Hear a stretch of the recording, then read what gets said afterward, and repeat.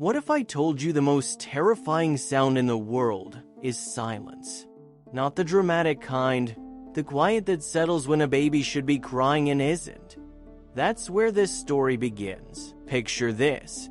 Mike Armstrong holding his daughter Maxine, her skin burning through his shirt like a warning flare.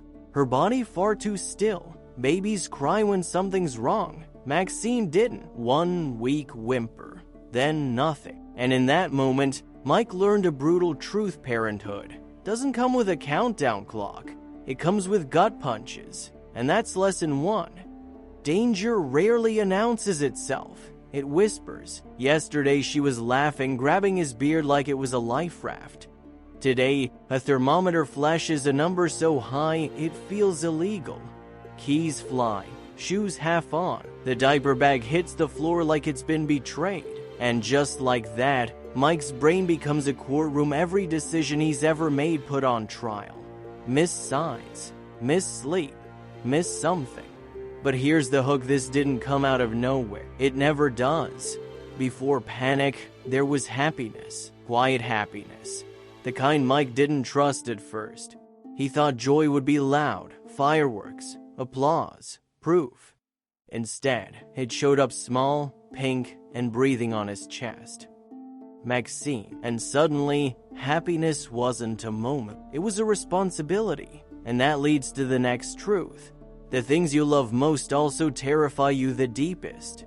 Mike remembers that first night, frozen in place, scared to breathe too hard. Carrie had to tell him she wasn't made of glass, but she felt like it, especially after all the years it took to get there. Years of disappointment, of doctors who spoke softly like volume could soften reality, of friends announcing pregnancies with apologies baked into their smiles. Carrie handled it with grace.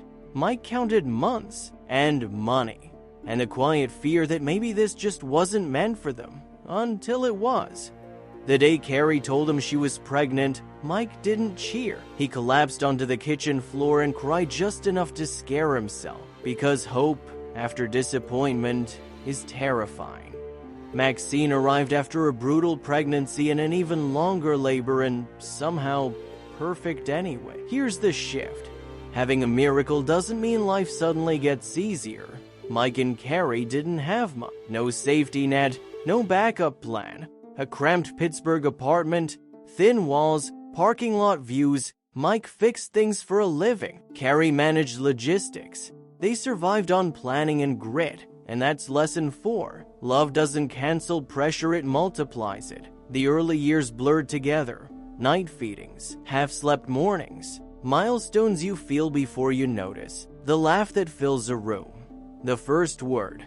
The way Maxine said "da" like it was a promise the universe had already approved.